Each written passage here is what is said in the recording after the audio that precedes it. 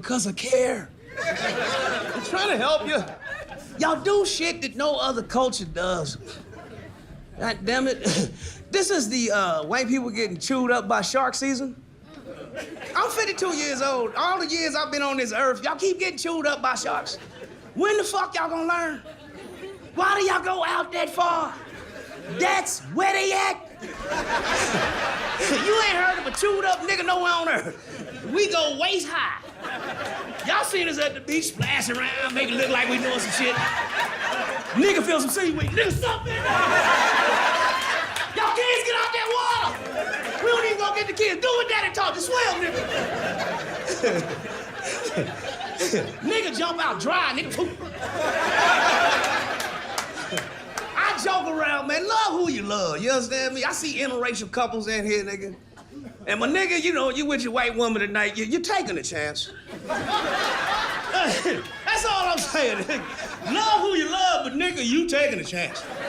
She got that phone call she can make, man. All she gotta do is 911. He's raping me. Nigga, you going to jail. Who you think they gonna believe, nigga? I ain't fucking around. Sally, you're safe with him.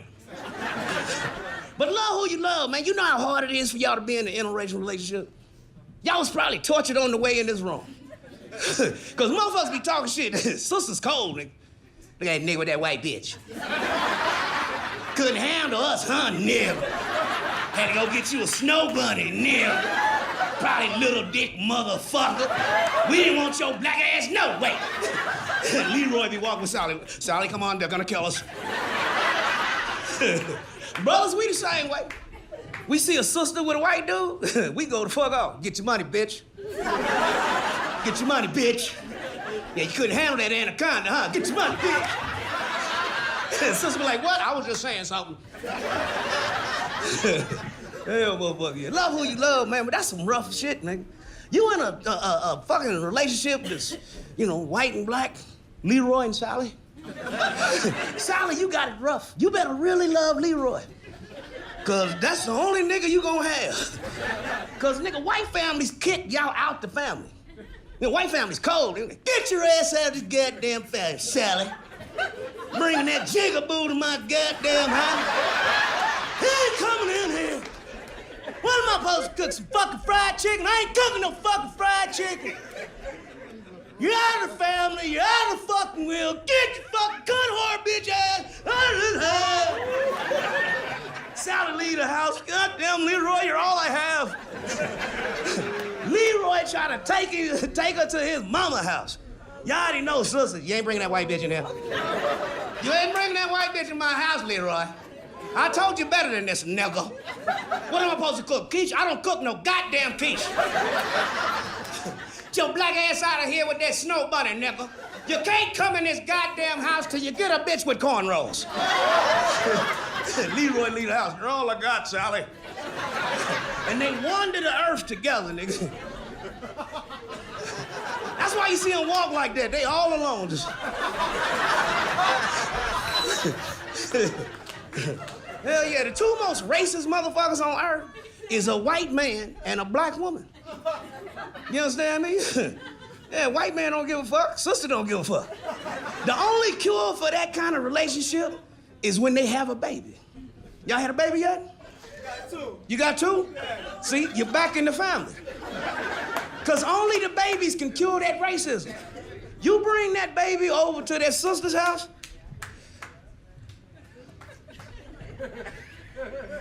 It's my grandbaby. Lord.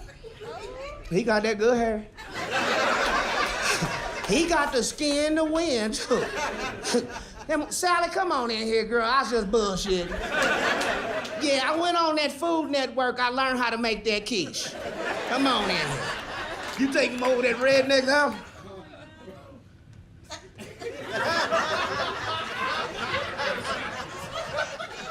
Here's my goddamn grandson. Goddamn, look, little fucker's got a permanent tan. I mean, look at the size of the balls on this fucker. Woo! Look how big his hands are. We're going to the NFL.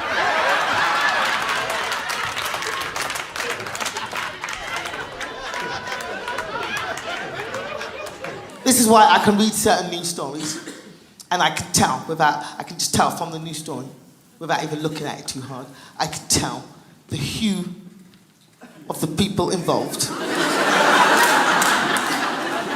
Yes, I said hue. I did go to school, San Francisco. This actually happened in England a couple of years ago. You can Google all of this. This is all true. Go. So it was a beautiful summer's day in England, one of the 3 that we get. And a couple decide to go for a walk along their local riverbank. That's the first clue. They decide to go for a walk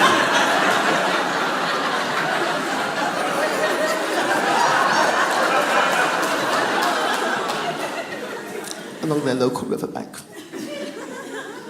So they're pushing their baby in a stroller, and their pet dog, that's the second clue, pet dog is running alongside them. The dog ran off and fell into the river and got into trouble. And the couple, as in both of them, jumped into the river after the dog, leaving their baby on the riverbank. Both of them drowned. True story. Go Google it. True story. Now, I read that story and I was like, oh. This is an awfully sad story. But I don't need to look at the pictures.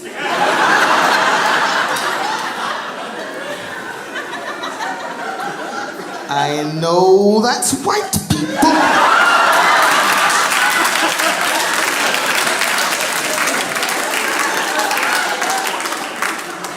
Now, white people, I'm not being racist. This isn't racist.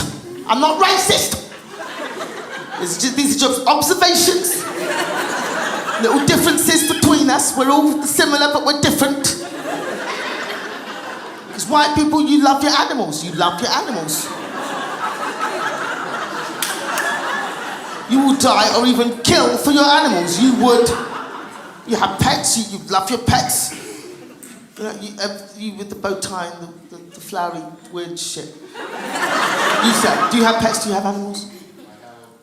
You have one dog. What's your dog's name, son? Wolfie! Oh. And he's only that big. Oh. You know Wolfie's gonna die one day. He's an adult, he knows. And you'll bury Wolfie in the garden, won't you? Because that's what white people do. You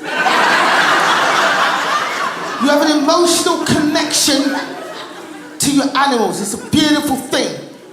Black people, we haven't got that emotional connection. We like animals. We love them on a plate. We like them, we don't love them. So we're not jumping in the river after a dog. A dog? Are you serious? A dog? Really? A dog? In fact, I'm not sure we jump into the river after our own kids, to be honest.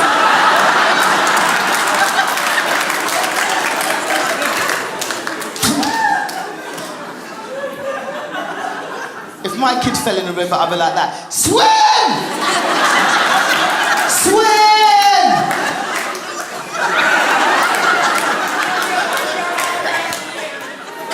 Swim! Oh.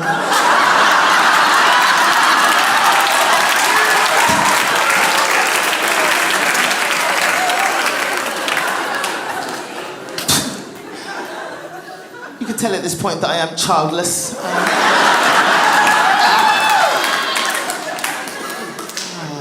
Yes, I have no children, people. I have no children. I fucking hate kids, I ain't gonna lie. I call the supervisor for everything. When I get upset, I call the supervisor. You ain't gotta worry about that. That's my mother and me. My mother calls the supervisor, she'll say, get the supervisor. And I say, you heard her, get the supervisor. And you better not say nothing else, get the supervisor. So I call the supervisor. Because customer service can be poor. So I just called it, so I wanted the supervisor to explain to me what the problem is. And I take everything back. I got that from my wife friend. I didn't know you can take things back after 12 years. I didn't know anything like that. I did. My friend Molly, oh man, she had these boots about 12 years old. She said, I'm taking them back. They have a lifetime warranty and they ripped it and I'm not dead. I said, okay, well, I'm gonna ride with you. I ain't never seen this before. After 12 years, I said, black folk can't take nothing back in about a month. They be like, nah, where did you get this receipt from? She went in there too. She said, I need a new pair of boots. They are torn and it said it had a lifetime warranty. I'm not dead yet. They gave her a new pair of boots. She said, you should try it. I said, no, Molly, it ain't gonna work like that with me. They gonna have the police escort me out of here. I do though, I call the supervisor. Like I went to buy some shoes, maybe a couple of weeks ago, and the little guy, you know, I told him to bring me a 9.5. He gonna bring me a 6. So I looked at him, I said, well, what's that for? I thought maybe you could fit it. I said, that ain't how feet work. I said, so you ain't had my size? You looked at me and decided what size I should wear? I said, that ain't how feet work. Well, can I get you another shoe? I said, you can give me the supervisor. You give me the supervisor, because there's something wrong with you. So when the supervisor came out there, I said, you know what? He don't need to be working during the day. He need to be working at night doing inventory. I said, because I knew something was wrong with him when I walked in here and he was going like this.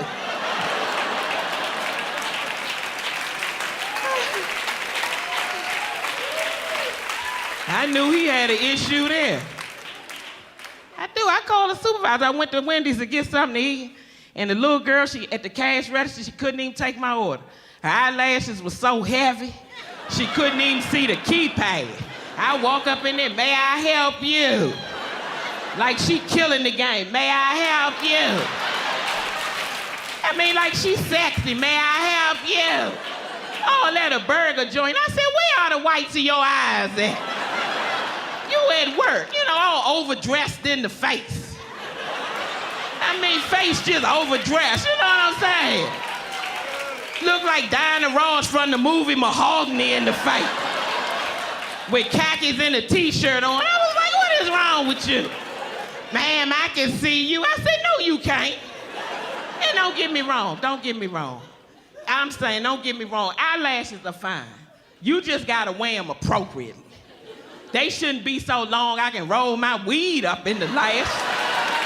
I ain't supposed to bend your head over. Say, bend your big head over and let me roll this weed up. Oh, big head self, stand up there with an attitude. Ma'am, I can see you, so I closed my eyes. I said, can I see you? I don't know what you can see. Yes, you do, and you being sassy. I would smack you. But y'all don't fight, y'all shoot, so I'm gonna leave you alone. You never kill me and post it on Facebook. Mess with me at work, see what I do. I mentioned race. Gotta talk about race. Weird things going on now. White women, stop calling the cops. White women are calling the cops on black people so much, I am this close to giving up white women. I swear, I'll do it.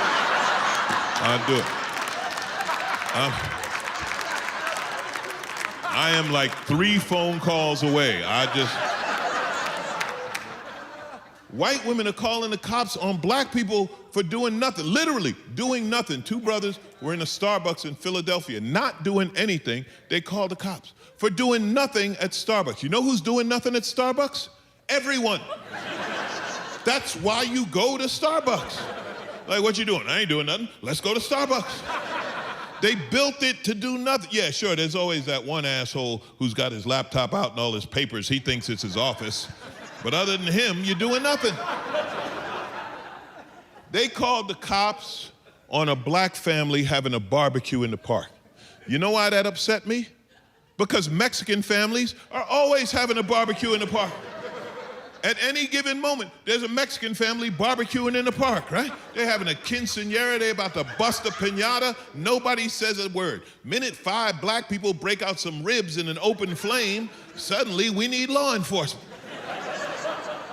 They called the cops on a little 8-year-old black girl for selling water. I was like, here's an idea. Buy a bottle of water, take it to the barbecue, and make a friend. You know what I'm saying? You don't need the cops. And I'm not worried about me. I'm trying to help people. I ain't worried about me. Ain't nobody calling the cops on me because I know how to stay ahead of the game. That's right. I figured it out. You can't call the cops on me. You know why? Because everything I do at the police station. Now, you can't call the cops if I'm already there. You want to have coffee? Meet me at the 17th precinct. They got a coffee pot in the lobby. We'll just hang out for a little while. Right? They follow black people around in the mall, not following me, because I don't go to the mall. Everything I buy online, deliver it to the precinct. I just show up with my ID. Hello, officer. Believe you have a package for me. Right? He's like, would you stop doing this? I'm like, wasn't me, it was Siri. Where's my box? Give me a box.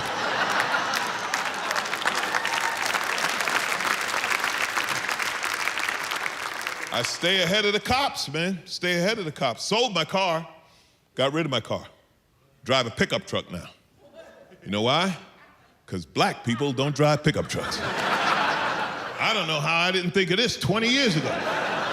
I'm on the road now, I'm getting away with murder. I was on the freeway doing 80 miles an hour. Cop just waved. I'm saying, I don't stop at stop signs, turn signals. I don't give a shit. I'm in a truck.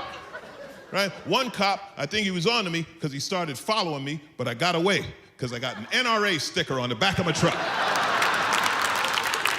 He was like, whoa, no, he going to stand his ground somewhere. He's all right. Here's my thing, right? If you're gonna be racist, at least be consistent in your racism, okay? And I'll give you an example of what I mean. There's a common belief amongst white people that all large black men are pro athletes, right? I get this every day, like, wow, do you play pro football? Like, yes, I'm the oldest man in the NFL. I've been in the league approximately 35 years now, but here's my thing, if you're gonna make the assumption that we're pro athletes, then be consistent and also assume that if you see us in an expensive store, we can afford to be there, right? In Milwaukee, thank you.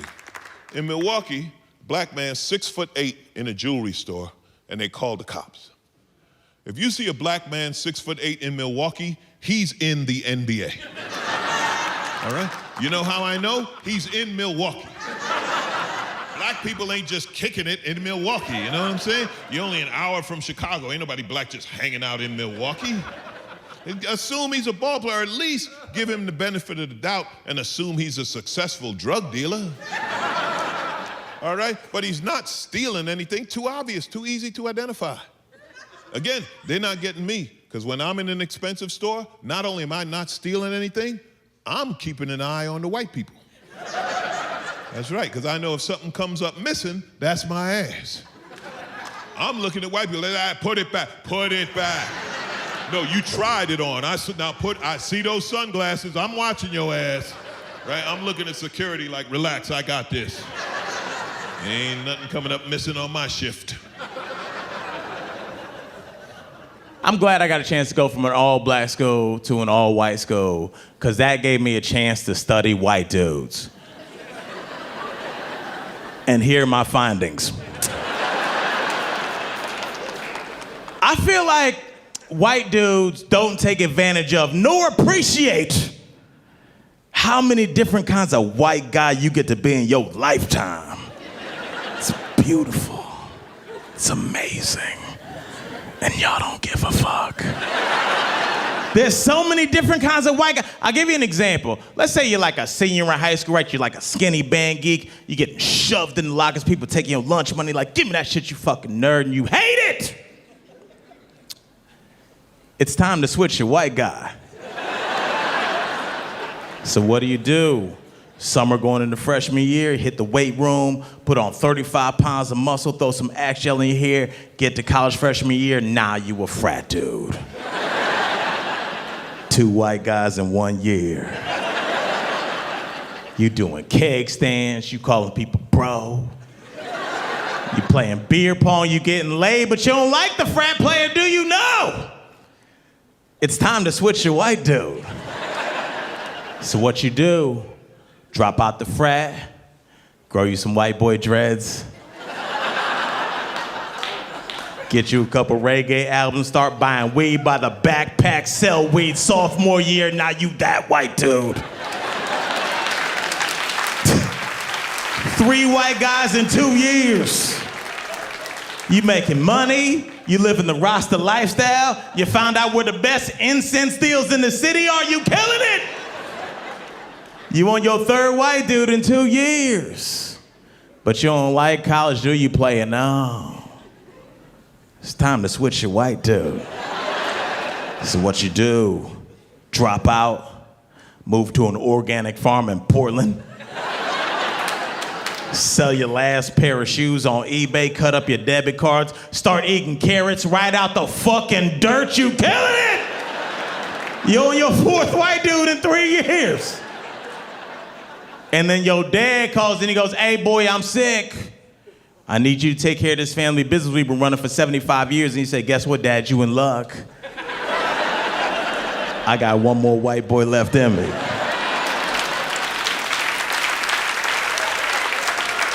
Cut your dreads, get 10 business suits, 2 iPhones, move downtown, now you a businessman. 5 white dudes in 4 years. That shit's dope as fuck. Black men do not have that option. Black dudes want to do shit. Why you think there's no black mountain climbers? We want to feel wind on our face. I'll tell you why. Because every black dude in this room, at some point in our adolescent life, we suggested a semi-white activity to our family. And that shit did not go the fuck over. That's why black people don't do shit. We want to. We want to do shit because you young. You don't know. You 13 years old. You at the beach with your family. It's a beautiful day. It's a picturesque day. You with your families, with your cousins, your favorite uncles barbecuing by the shoreline. You just hanging out. You like standing there like, shit, man, what a great day. 13 years old, man. Damn. Hey, Uncle Mark, man. Bruh, when you done with those burgers, man. I don't know how to say this, man, but when you done with those burgers, I'm just gonna say it. Hey, Uncle Mark, there's a kayak over here.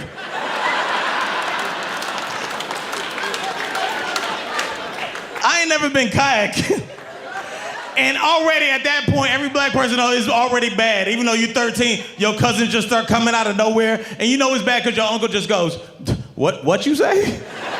And you just start backing up. They're like, man, I don't even want to, man. I hit my head earlier. I was a little weird. I just saw a life vest. I thought we might take a lap or something. And at that point, it's too late. Your uncle just turns into Sam Jackson from Pulp Fiction. He's like, say it again. Say kayaking again, motherfucker. You're like, I just want to feel wind on my face. Every black person knows if you suggest a white activity to your family and that shit does not go over, that's gonna be your nickname for the next 25 years. You be 48 years old, like, y'all wanna go to the bar after the comedy show? But ziplining over here wants to go to the bar. Yeah. Go get your friend lay in the grass with no blanket, tell him we're ready to go. White people, best dancers.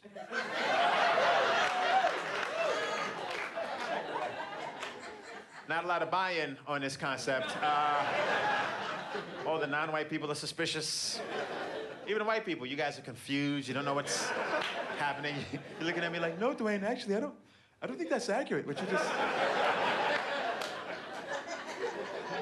Well, let me explain. Here's why white people are the best dancers. I'm gonna prove it. Because when white people dance, we know this for a fact, white people, you have more fun than everybody else. Especially if there's some drinking. What? Like, I've seen white people dancing, and I've been like, huh? How do I get that? What is? I've never had that. That looks tremendous. What's going on over there? And why do white people have so much fun? Two reasons. One, first reason, I think it's just a pure celebration of your whiteness. Do you know what I'm saying?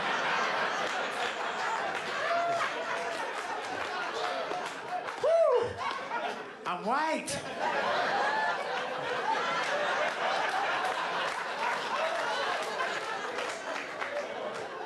First world.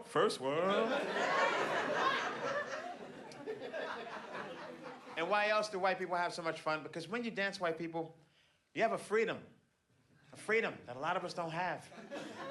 Very free. And why? Why are you so free? Well, because you're not married to the beat. I guess is the thing I'm trying to... You're not gonna let the beat tell you what to do.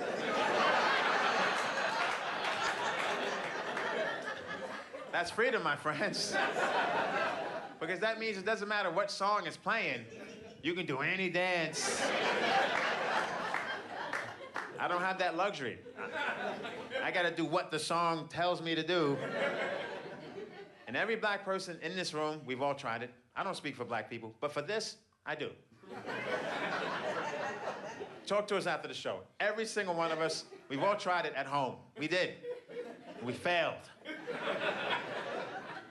At some point, when you're black and you're at home, you turn to your brother, your sister, you know, you go, hey, let's try it.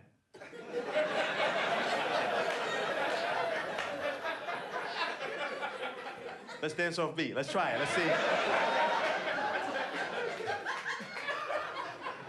And we literally cannot do it, is what I'm saying to you. Because what happens is we get back on beat by mistake, not on purpose.